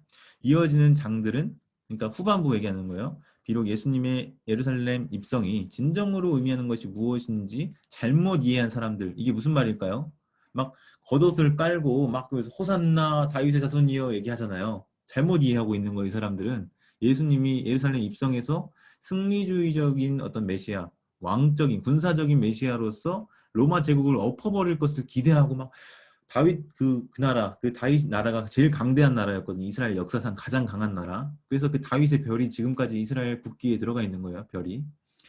그 나라를 꿈꾸는 거죠. 근데 잘못 이해하고 있다는 거예요. 그래서 예수의 처형 책임자인 백부장이 마침내 그의 정체를 선명하게 깨닫게 되는 십자가에 이르기까지, 이때서 비로소 예수님이 어떤 메시아인지가 분명하게 드러나는 것, 절정입니다. 그래서 예수의 메시아 되심을 점점 더 나타내 보이는 것. 여러분 보세요. 그 맹인을 고치는 이야기에 되게 흥미로운 이야기가 뭐냐면, 처음에 고치실 때는 한 방에 고치거든요. 그러니까 다시 말하면 8장에 나오는 첫 번째 맹인 고치는 이야기는 한 방에 고쳐져요. 근데 10장 그 말미에 나오는 두 번째 맹인을 고치는 이야기는 한 방에 안 고쳐져요. 예수님이 한 번 하셨는데 나무 같은 것들이 걸어다니는 것이 보이니이다. 그러니까 사람들이 걸어다니는 건데 그걸 제대로 못 보고 나무 같은 것들이 걸어다니는 게 보입니다. 그러니까 어렴풋이 보입니다. 이렇게 말하는 거예요. 그 다음에 한 번 더 예수님이 손을 얹어가지고 고치니까 이제 잘 보여요. 이게 무엇을 의미하는 거냐면 나무 같은 것들이 걸어다니는 것을 보는 것은 마치 베드로가 주는 그리스도십니다 라고 고백했을 때 그 불완전한 고백과 같은 거예요. 그러니까 예수님이 메시아이신 거는 알아요. 그런데 그 다음에 어떤 사건이 있었죠? 예수님이 야 내가 이제 고난받을 거고 죽임을 당할 거고 사람들에게 버려짐 받을 거고 멸시받을 거고 이런 얘기하니까 베드로가 멱살을 잡습니다. 지금 그 위대한 고백을 해놓고 멱살을 잡아요. 그러니까 이게 뭔가 불완전한 고백이라는 거죠. 근데 한 번 더 손을 얹어요. 맹인에게. 두 번째는 나아요. 다시 말하면 그 예수님의 오래 참으심, 두 번째 손대심이 그 불완전한 제자들의 인식과 자각을 좀 더 완성시켜 주시고 나아지게 한다는 거죠. 설명 너무 많이 했네요. 마지막에 네 번째 여기까지만 오늘 할게요. 마가복음의 문학적 특징, 김윤경 집사님 혹시 마이크 켜고 이 4번 좀 읽어주시겠어요? 네, 마가복음의 문학적 특징. 마가복음은 행동의 복음으로 알려져 있다. 첫 장의 생동감 있는 문체는 독자들을 예수 사역의 드라마 속으로 빨아들인다. 곧이라는 단어의 빈번한 사용과 함께 엮어진 에피소드의 간결한 묘사는 예수가 갈릴리 전역에서 치유하고 귀신을 내어 쫓음으로 인해 영성을 얻어가는 열광적인 속도를 만들어낸다. 마가의 헬라어 문체는 세련되지 않지만 화려한 문체의 누가복음보다 더 직선적이고 강렬한 색조를 조공한다. 이곳저곳에서 예수가 피곤해하고 분노하며 동정하고 숙고하는 모습을 보여주며 마가는 다른 복음서보다 예수의 더 인간적인 모습을 모사한다. 마가는 내러티브의 예술적 기교를 통해 그의 목적을 달성한다. 예수에 관한 다양하고 개별적인 이야기들을 최초의 통일성 있는 이야기로 구성한 사람으로서 마가는 첫째, 이야기들을 순서대로 배열하고 삽입과 병치를 통해 독자들이 전승들을 해석하도록 안내하고, 둘째, 주제가 비슷한 이야기들을 그룹으로 모아 개별 전통 단위들의 효과를 보다 더 강렬하게 만드는 능력을 발휘한다.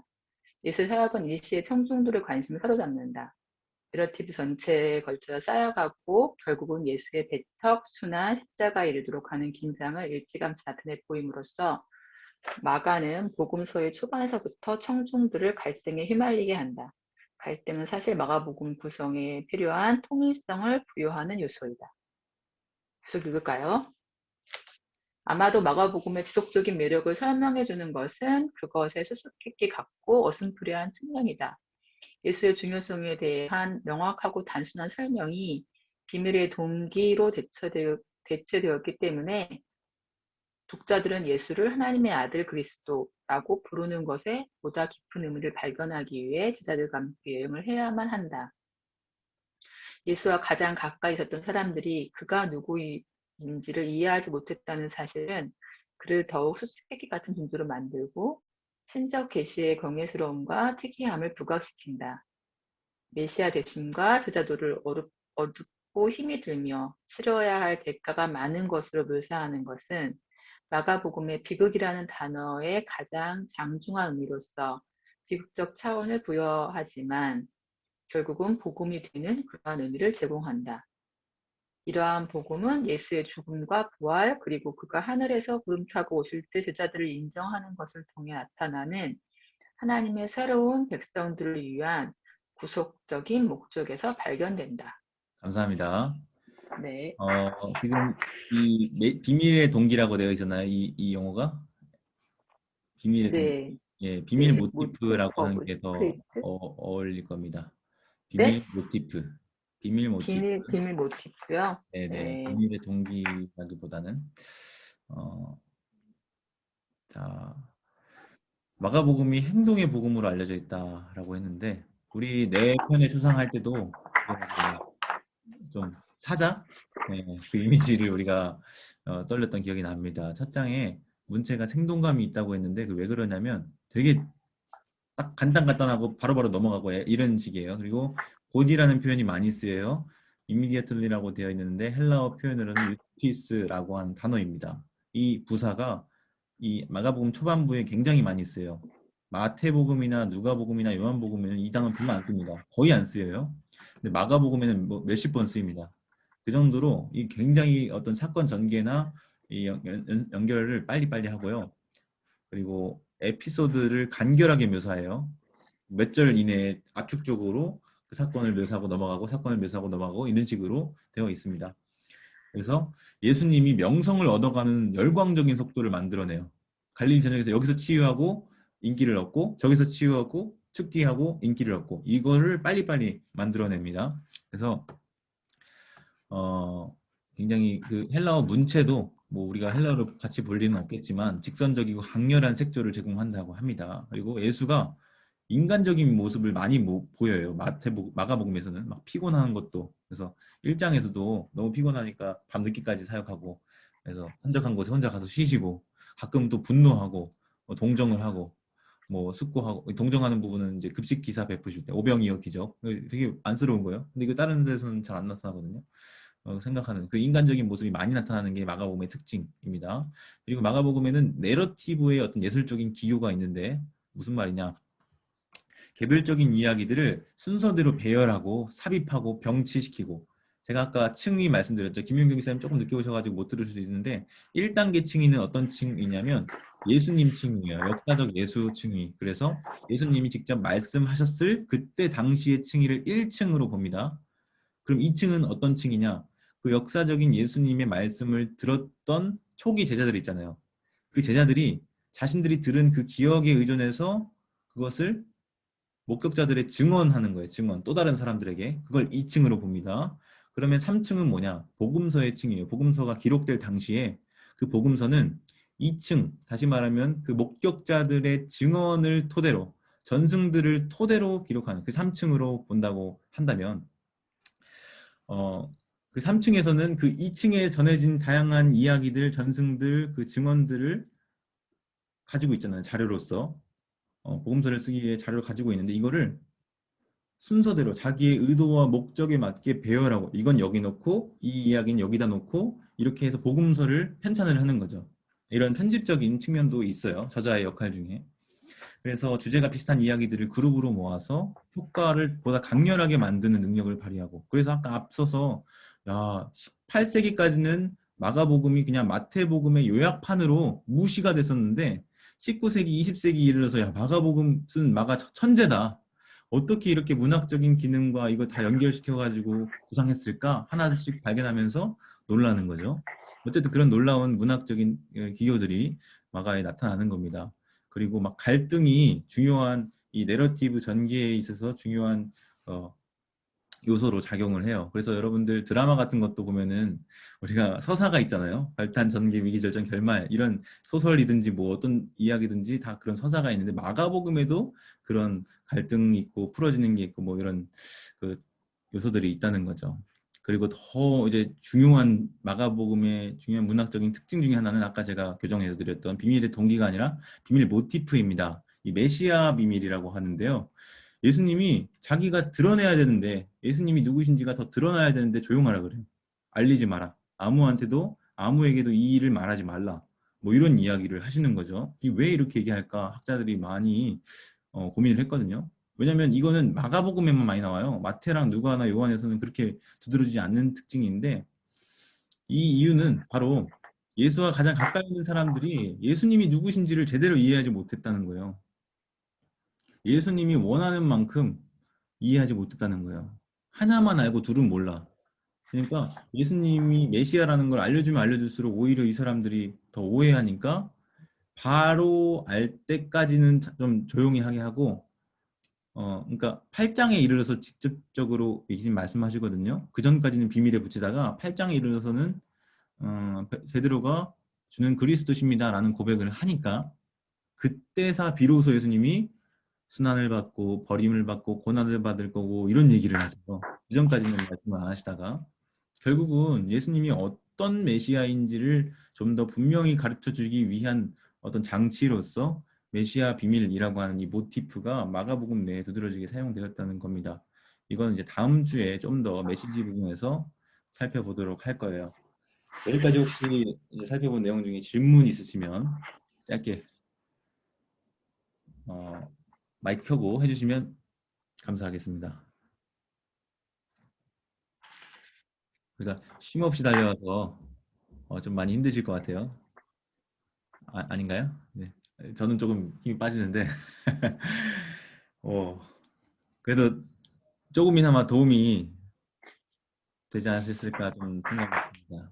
네, 읽으면서도 우리 권사님들 많이 좀 의문도 들고 이해 안 되는 부분들이 있을 거라고 생각이 되는데 저랑 같이 이렇게 한번 살펴보면서 그런 많은 부분들이 좀 해소가 되셨으면 좋겠네요.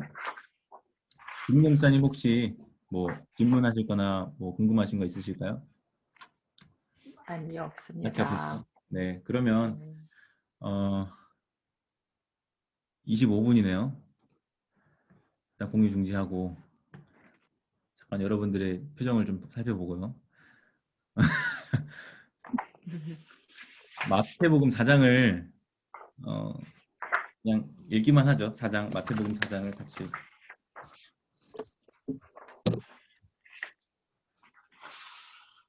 마태복음 4장을 혹시 귀찮으신 분 앞에 화면 보셔도 되고요. 이거는 이제 성경 프로그램인데 근데 전체 장을 다 읽었기 때문에 25절까지 있는데 우리 서현숙 권사님이 1절부터 11절까지 좀 읽어주시고요. 네, 읽어주세요. 그때 예수께서 성령에게 이끌리어 마귀에게 시험을 받으시러 광야로 가사 40일을 밤낮으로 금식하신 후에 줄이신지라. 시험하는 자가 예수께 나와서 이르되 내가 만일 하나님의 아들이거든 명하여 이 돌들로 떡덩이가 되게 하라. 예수께서 대답하여 이르시되 기록되었으되 사람이 떡으로만 살 것이 아니요 하나님의 입으로부터 나오는 모든 말씀으로 살 것이라 하였느니라 하시니 이에 마귀가 예수를 거룩한 성으로 데려가다가 성전 꼭대기에 세우고 이르되 내가 만일 하나님의 아들이거든 뛰어내리라. 기록되었으되 그가 너를 위하여 그의 사자들을 명하시리니 그들이 손으로 너를 받들어 발이 돌에 부딪히지 않게 하리로다 하였느니라.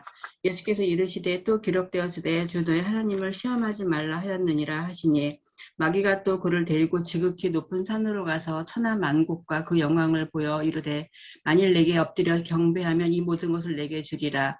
이에 예수께서 말씀하시되 사탄아 물러가라. 기록되었으되 주 너의 하나님께 경배하고 다만 그를 섬기라 하였느니라. 이에 마귀는 예수를 떠나고 천사들이 나와서 수종드니라. 네, 감사합니다. 김혜진 집사님 이어서 12절부터 17절까지 읽어주세요. 예수께서 요한이 잡혔음을 들으시고 갈릴리로 물러가셨다가 나사렛을 떠나 스불론과 납달리 지경 해변에 있는 가버나움에 가서 사시니 이는 선지자 이사야를 통하여 하신 말씀을 이루려 하신다. 일렀을 스불론 땅과 납달리 땅과 요단강 덮은 해변들과 이방의 갈릴리여 수감에 앉은 백성이 큰 빛을 보았고 사망의 땅과 그늘에 앉은 자들에게 빛이 비치었도다 하였느니라. 이때부터 예수께서 비로소 전파하여 이르시되 회개하라 천국이 가까웠느니라 하시더라. 예, 갈릴리 해변 최성 집사님이 18절부터 25절까지 읽어주세요. 갈릴리 해변에 다니시다가 두 형제 곧 베드로라 하는 시몬과 그의 형제 안드레가 바다에 금을 던지는 것을 보시니 그들은 어부라. 말씀하시되 나를 따라오라. 내가 너희를 사람을 낚는 어부가 되게 하리라 하시니 그들이 곧 그물을 버려두고 예수를 따르니라.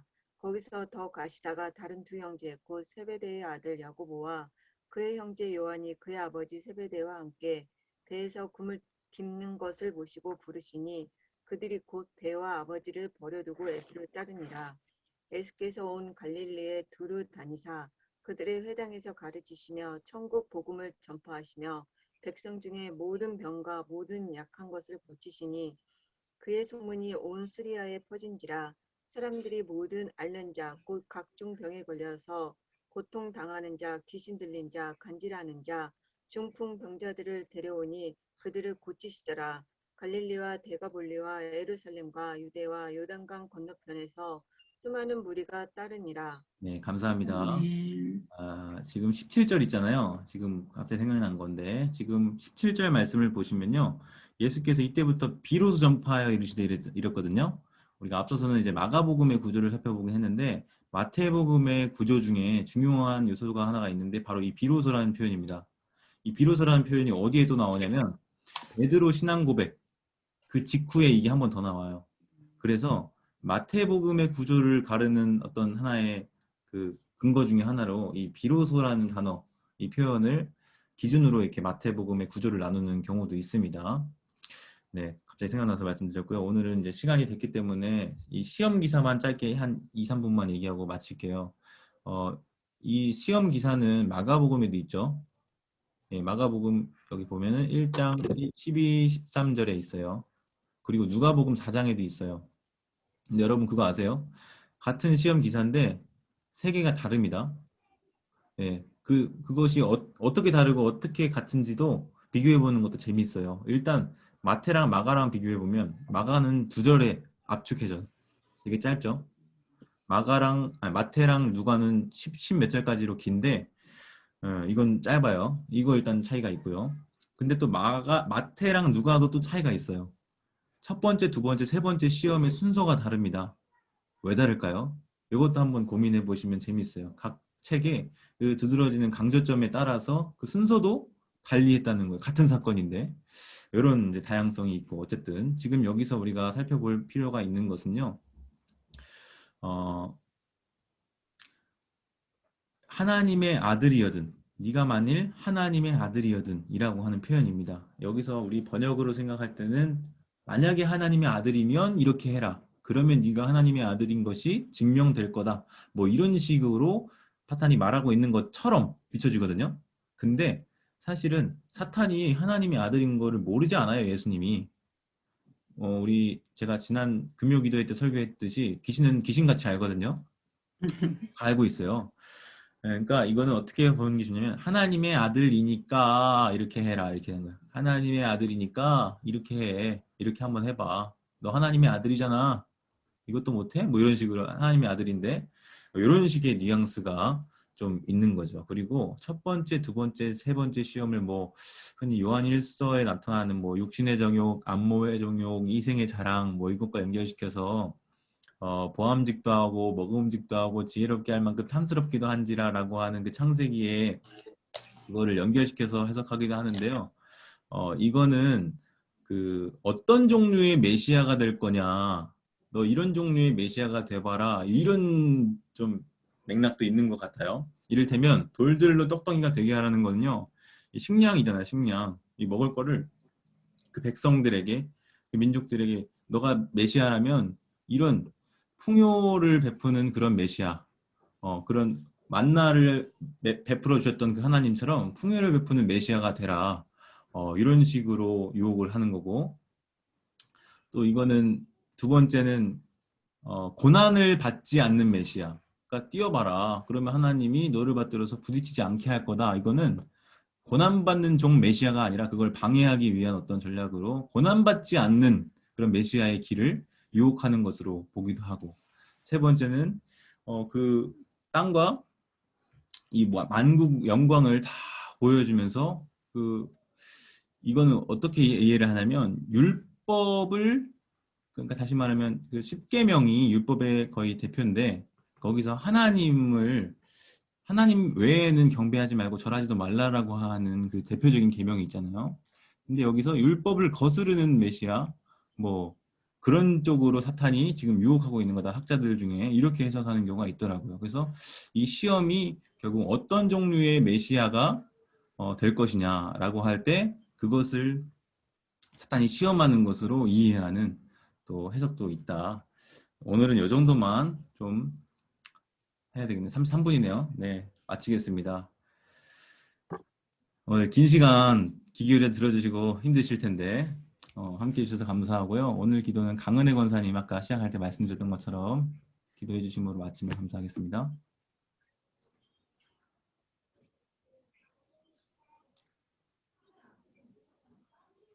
네, 음소 해주셨어요. 기도했습니다. 기도하겠습니다. 사랑의 하나님, 감사합니다. 사복음서를 통해서 아버지, 우리의 말씀, 우리의 믿음이 참으로 마가복음에서 말씀하셨던 그 말씀으로 이끌어 가주시기를 원합니다. 그 당시에 아버지 유대인들처럼 예수님을 아는 것이 목적이나 그 뜻들이 주님, 표면적인 예수님만 알고 정말 고난받으신 예수님이나 그런 것에서는 관심이 지극히 적었음을 압니다. 물론 주님, 우리가 배워서 고난받아야 되고 섬겨야 되고 낮아야 된다는 걸 이론적으로 알지만 아버지, 우리들의 삶에서 그런 적용이 너무 부족한데 마가복음에서 여전히 그 마가복음 저자는 여전히 그거를 지적하고 있습니다. 아버지, 우리가 이 마가복음 강해를 통해서 우리의 믿음이 좀 더 확실하고 정말 마가복음 저자가 이야기하고자 하는 그 예수님을, 하나님을 바로 알 수 있는 우리 모두가 될 수 있도록 주님 주장하여 주옵소서. 주님께 의탁하며 예수님의 이름으로 기도합니다. 아멘. 감사합니다. 오늘도 함께 해주셔서 감사하고요. 이제 평안한 밤 되시기 바랍니다. 다음 주에도 뵐게요. 네, 수고하셨습니다. 네.